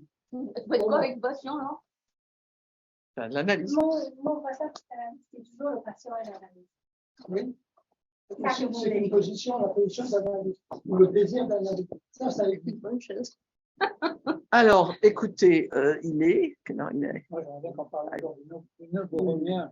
Ah, du nœud borromien. Cette intervention, c'est ça, c'est Ça, vous en avez. C'est pas un séminaire de psychanalyse ici, quand même. On peut évidemment parler du nœud borromien, mais enfin, il y a beaucoup de gens qui ont prétend là-dessus, mais il faudrait pas totalement oublier ce pauvre botanique. Oui, madame, vous intéressez au fond de faisceau là, que prône madame Caramello avec les photos. Demandez-lui. Il faut demander à Pierre Chapia, vous avez un grand spécialiste. Mais il est là, il est là, il est là. Si, tu es. moins de Madame Caramello. Des charmes. Mais t'as entendu cet extrait. Pas trop, non. Alors, je dirais simplement que, oui. Non, juste une. Ouais, vas-y. Oui, aussi, par la République, je suis un peu anti-chinois. Ah non, mais gars, c'est clair. Ça, c'est à côté de la table. Derrière tout ça, il y a Huawei. Xi Jinping. Ah bah évidemment, il y a Huawei, ça. Il faut te réveiller là. Il y en a un qui est parti là-dedans. L'argent est de Huawei. Il y en a un qui est parti là-dedans, il a dit qu'il est parti Caramello là-dedans. existait avant que Huawei l'en Bien sûr. Elle a pris une ampleur. Maintenant, il y a un institut. Mais restons sur la Caramello d'avant. Non, ce que je voulais dire, c'est que ce que je voulais dire, c'est que l'idée même des ponts va quand même un peu de pair avec ce que je racontais sur la globalisation. C'est-à-dire qu'il y a les deux idées, que les choses peuvent être globales et qu'il y a des médiations et que nous sommes tous, tout passe dans tout en quelque sorte. Il ne faut pas qu'il y ait des barrières. Et donc cette idée que en fait les topos vont faire via les expériences de Morita pour être technique des ponts entre des choses différentes, c'est ce qu'on retrouve partout. Enfin, c'est-à-dire partout, c'est ce qui est bien vu. Ce qui est mal vu, ce qui est très très mal vu, c'est n'importe quoi qui a à voir avec le mot pureté. Ça, c'est très mal vu, c'est une catastrophe, c'est un désastre. Donc après, c'est vrai qu'il y a des signifiants. Il y a des, non mais il y a des. Alors, à propos de signifiants, c'est assez drôle. Je disais à un ami, mais germanophone, j'aimais mieux le mot Geisteswissenschaften que le mot science sociale. Il me disait, oui, mais tu comprends pas ou tu n'entends pas que Geisteswissenschaften, il y a Geist, et que dans les terres allemandes, il y a un seul Geist, c'est Heiliger Geist. C'est l'Esprit Saint. Et quand on pense, il dit, quand on est allemand et qu'on entend Geisteswissenschaften, on entend l'Esprit Saint. On oublie que dans un corps sain. Alors, moi, j'entends pas ça. Mais ça, c'est très intéressant pour savoir ce que c'est que des signifiants. Et là, le pont, la médiation, etc., c'est aussi un signifiant d'aujourd'hui. Alors, je pense que ça change un peu. C'est une mathématicienne. Oui. D'ailleurs, elle a pris l'idée de Topos que Grothendieck s'effleure amèrement que personne ne voulait reprendre cette idée. Elle a repris cette idée, donc elle a vraiment eu le courage d'essayer de sortir des Topos. Mais n'étant pas Grothendieck, elle n'a pas du tout suivi la voie que l'ISI, avec le terme assez vague professionnel, qui est une vaste gigantesque, elle n'a pas été capable, personne n'est capable, c'est pas pour dire du matin, mais elle a fait ce qu'elle a pu. Oui. Et ce qu'elle a fait, ce qui est un tout petit peu malheureux dans ce qu'elle a fait, c'est que la plupart des mathématiciens, on a parlé dans ce séminaire il y a longtemps, peut-être que Grothendieck utilisait les mathématiciens en explorateur et constructeur. Et lui, il voyait l'explorateur qui allait loin et qui découvrait des trucs nouveaux comme beaucoup plus important et original et fabuleux que le constructeur qui démontre des projecteurs qui existent déjà. Alors que maintenant, la charité des mathématiciens, elle vient être constructeur et démontrer des grands résultats qui sont des grandes questions et des choses comme ça. Et Olivier, elle n'a rien réussi à faire comme constructeur. Elle a trouvé pas mal de choses, elle a dit, mais avec les topos sont comme ça et ça et ça, mais c'est pas des questions que personne n'avait jamais demandé. C'est une mathématique, elle. Oui, c'est ça. Ou c'est des choses qu'on connaissait, ou d'une autre façon de voir. Ça répond aux questions. Grande question des mathématiques. C'est pas une critique, mais c'est à faire. Elle n'a pas réussi à faire ce que vous voulez absolument faire pour Grothendieck, qui est de réunir complètement la géométrie.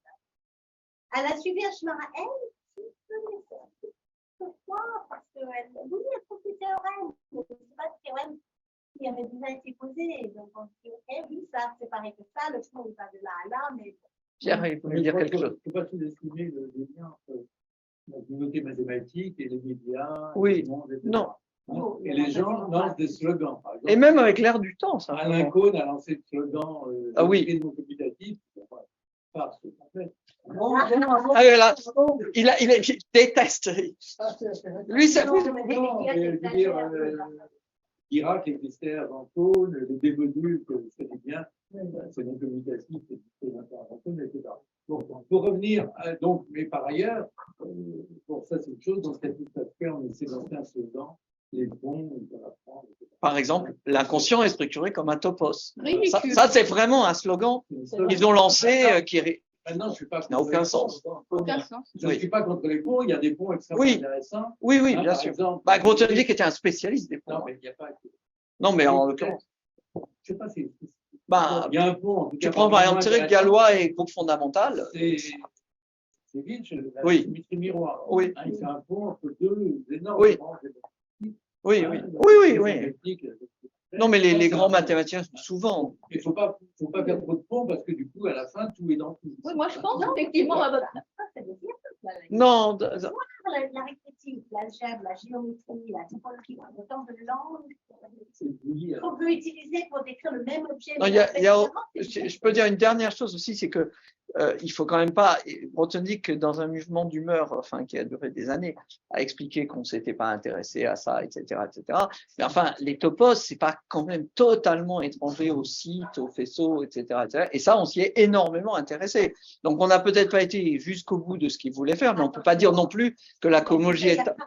Oui, non, mais on s'est intéressé à tout ce qui est autour. Il y a 40 ans, Non, si, la cohomologie étale, on s'y intéressait tout de suite. rappelé ce qu'a dit Jean-Pierre Serre il y a pas longtemps. On lui a demandé qu'est-ce que vous pensez des photos. Il a répondu, je ne sais pas ce que c'est. Oui, Je vais vous dire, bien sûr, ça oui. Et faisceau, c'est quoi faisceau? Je comprends pas. hein. Faisceau, alors vous avez un des énormément- grands faisceaux. ça a énormément énervé la Eh, France. tu as. Faisceau, Oui. je connais pas, moi. Je vois pas ce que c'est faisceau. Ben non, mais ça, c'est un mot technique, hein, inventé par Leray. Moi, Faisceau, ça veut dire local global. Voilà. je voulais juste demander aux gens qui travaillent sur Grothendieck, le livre Récolte et semaille, ça vous semble normal que ce soit pas plutôt semaille et récolte? Parce que, C'est la première question qu'on se pose. parce que chaque lettre, comme dit le monsieur, chaque lettre. Dans une certaine mesure, c'est très bien. On ferme avant d'ouvrir. Oui, voilà. Oui. Moi, Après, faire- comme ça. Oui, c'est Mais vraiment. ceux qui sont à l'intérieur peuvent plonger. Je l'ai accepté comme ça. Oui, c'est ainsi que la L'accepte. vie, c'est ça D'accord. et que chaque récolte sème. chaque récolte permet de. Oui, ça c'est beau. Oui. Récolte et semaille, on n'aurait pas ça. On fait un dire- geste, mais on récolte le sème et on récolte le sème. Mais il a récolté par rapport au maître et il sème. Voilà, voilà. Chaque récolte sème la récolte suivante. C'est ça qu'il faut expliquer. C'est la foule. Mais vous n'êtes pas sans avoir remarqué. L'absence d'entrepreneur. Mais on est quand même en train d'essayer de faire un séminaire, qui est exactement la même chose. Ah oui, on sait. Donc, Alors, on essaye. Je voudrais poser une question parce que j'avais cru entendre ici que en fait les questions c'était vraiment l'outil pour aborder la question globale. C'est bien, c'est comme ça. Les rapports entre le global et le local. Donc peut-être la topologie italienne, elle démarre bien sûr sur cette question puisque les surfaces de la Terre. Oui, oui. Les grandes figures. Ben, si tu veux. Oui. Donc, et puis après, j'ai entendu un bémol sur cette affirmation, comme quoi il y avait d'autres parties des mathématiques qui abordaient tout aussi bien cette question. Alors, est-ce que vous pourriez me dire quelque chose d'un peu solide sur cette question? Est-ce que le grand outil pour aborder les rapports entre local et global, c'est les faisceaux, ou est-ce que c'est autre chose? Pierre, vas-y. Moi, j'aurais tendance à dire que. Oui, que d'une certaine manière, oui. Répondre à cette question. Oui. Non, C'est pas là, c'est pas là. Il y a des faisceaux d'ensemble, des faisceaux plus structurés de groupes abéliens, etc. Mais ça dépend des.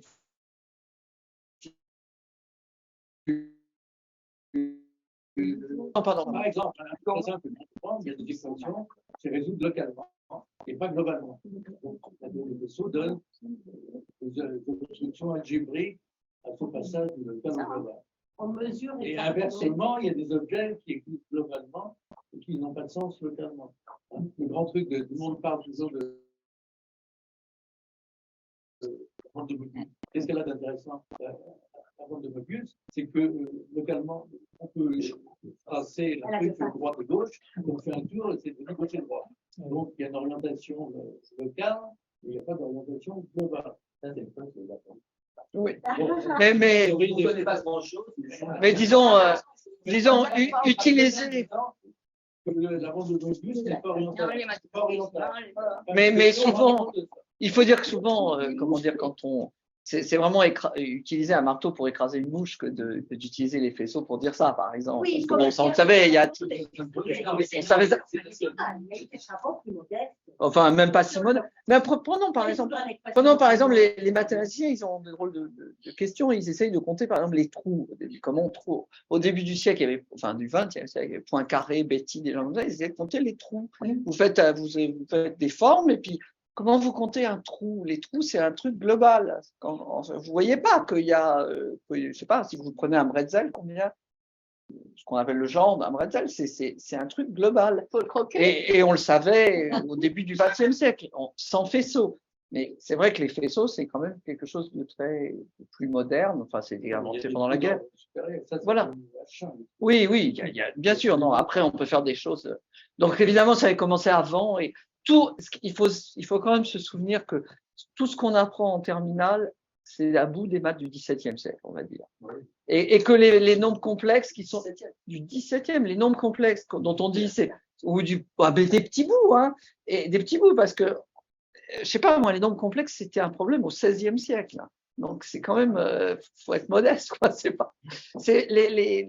Souvent on se rend pas compte que les petits bouts. Le deep learning utilise des maths, même pas du 19e siècle, enfin à peine du 19e siècle.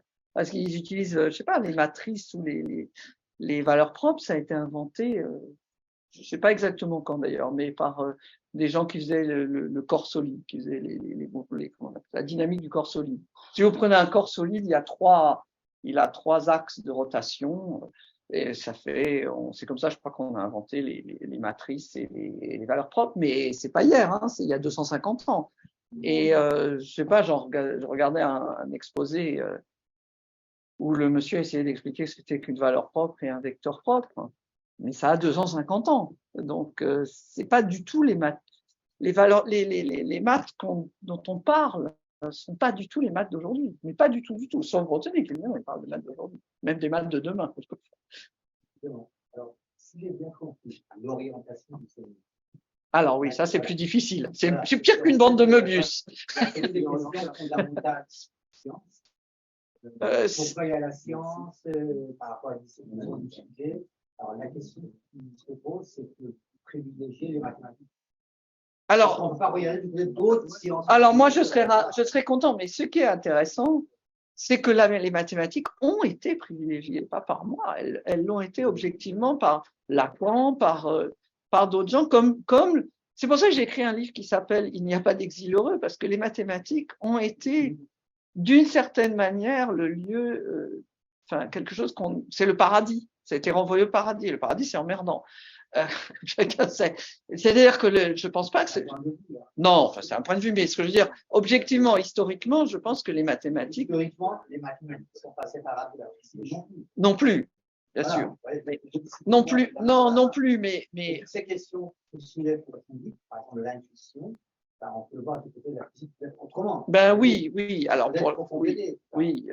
Bien sûr, on peut. Oui. Alors lui, Bourbaki et Grothendieck n'étaient vraiment pas physiciens, mais bien sûr, entre guillemets, c'est ni une raison ni un tort, mais enfin, c'est pas physicien, quoi.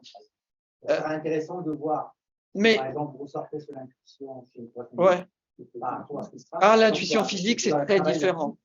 C'est pour ça que Einstein, pour moi, est un génie, mais complètement différent. C'est-à-dire qu'il y a une intuition géniale chez Einstein, mais qui n'est pas du tout la même intuition. Ça, c'est vrai.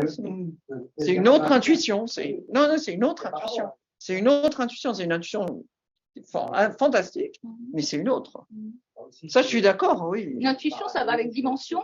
Non, oui, il y en a d'autres. Hein. Peut-être comparer tout ça.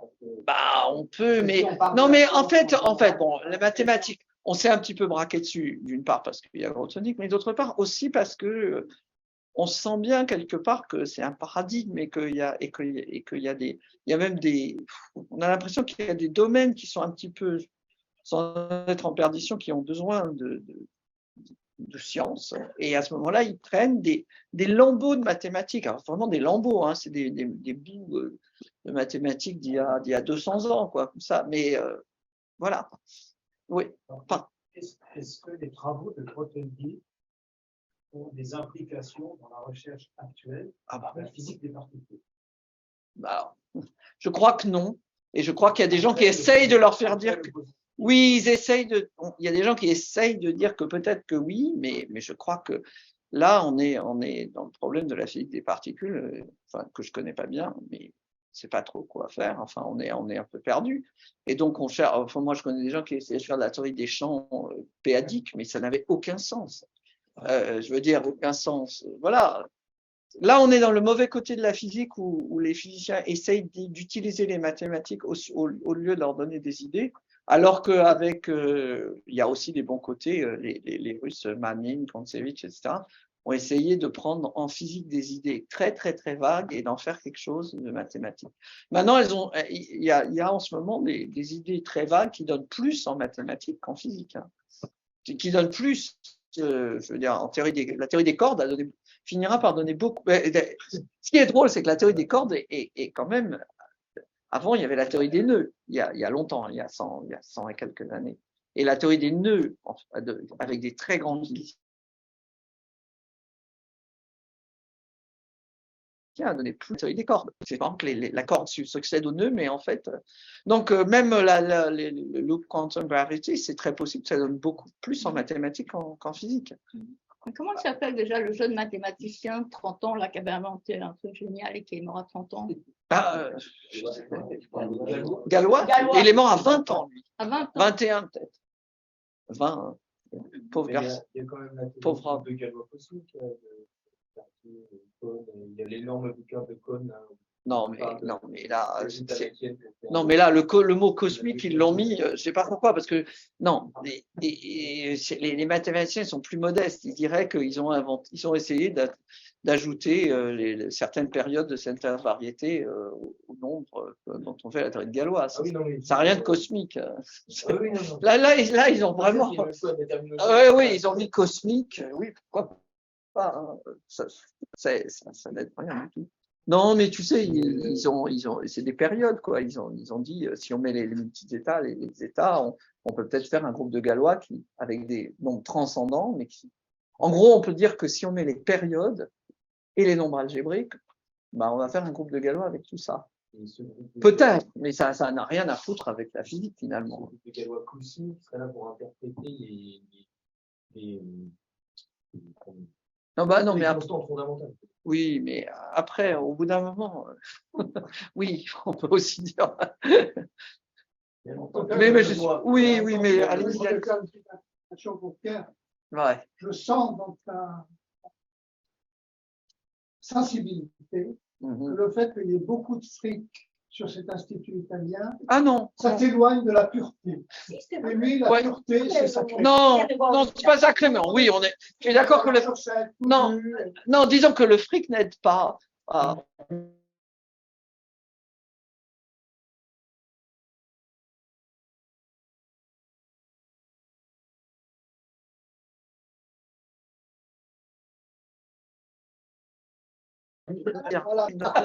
La grande question morale, c'est que ferait-elle si on donnait $1 million?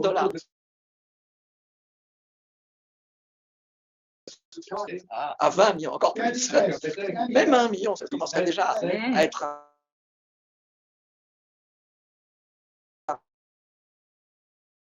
problème. Non, les carrosses à 5 sols, ça n'a pas enrichi Pascal. Non, et les carrosses à 5 sols, ça n'a pas enrichi Pascal. Non.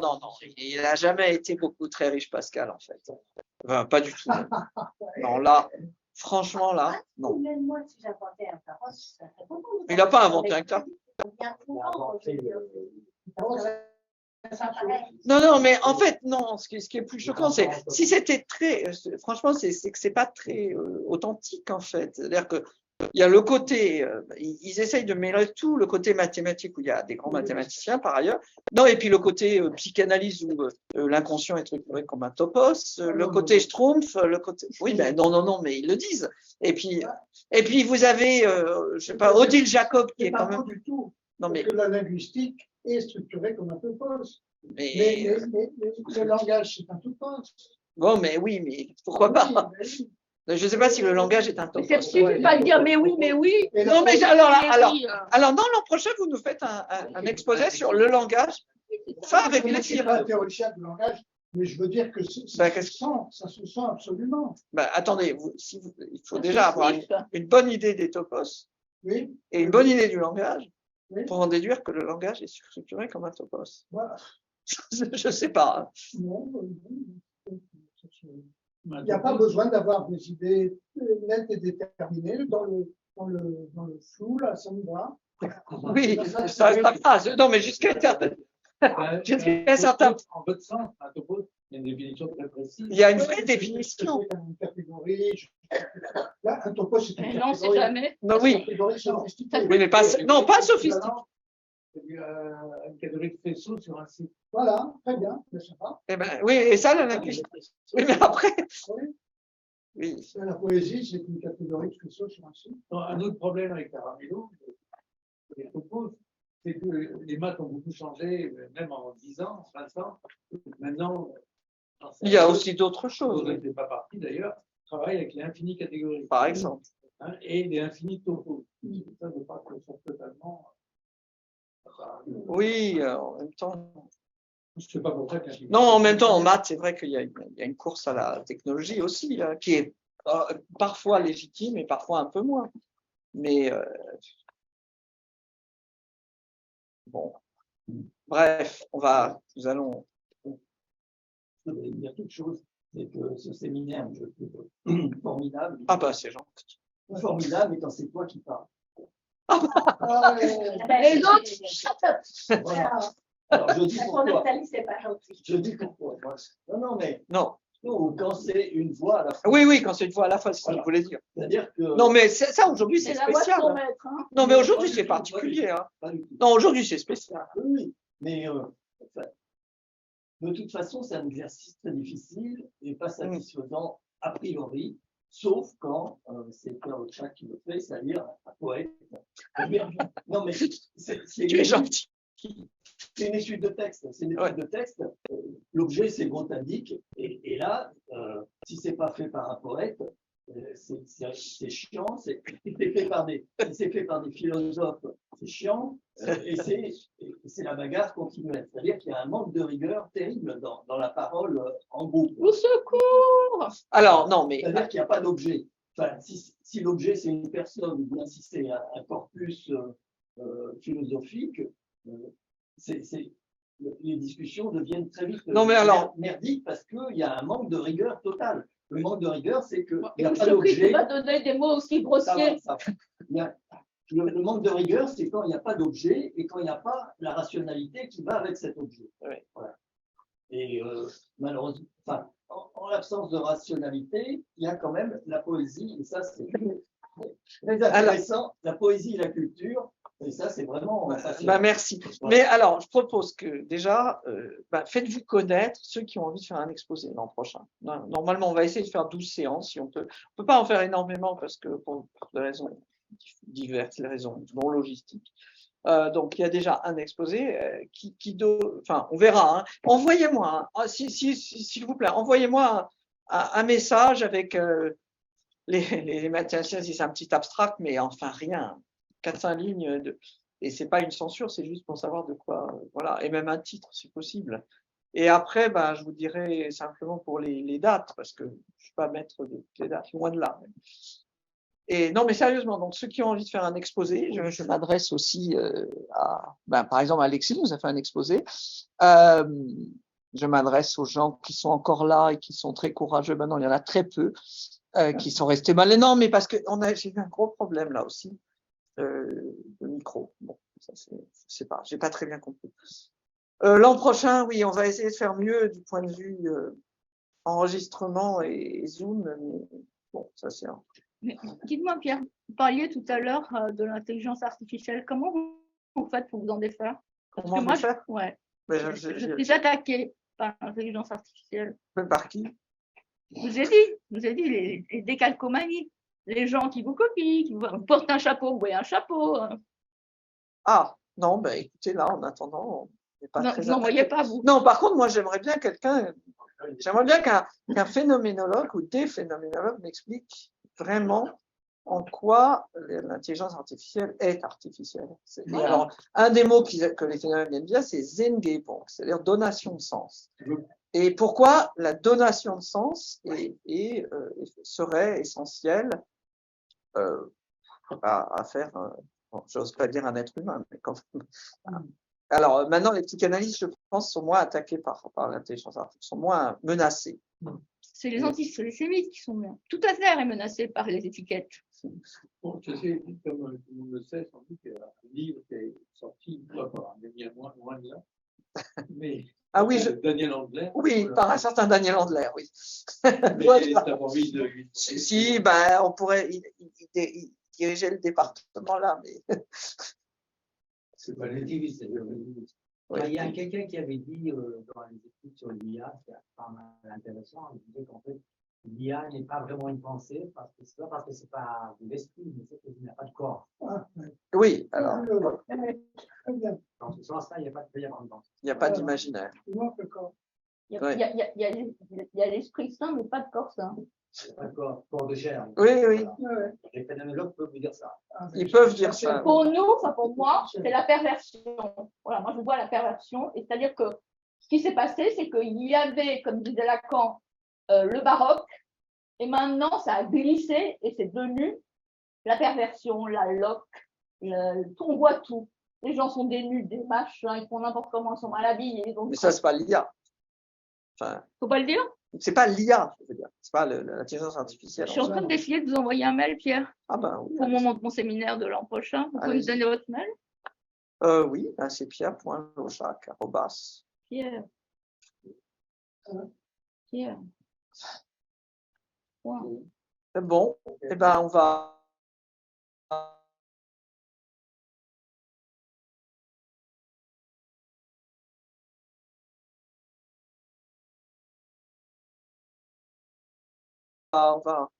On va pas s'applaudir nous-mêmes quand même. Arrobas. J'écoute. Bon, oui, parce que en fait, c'est difficile de commencer avant là, tout ça. Il faut attendre que ça descende. Voilà, il faut attendre que l'esprit nous.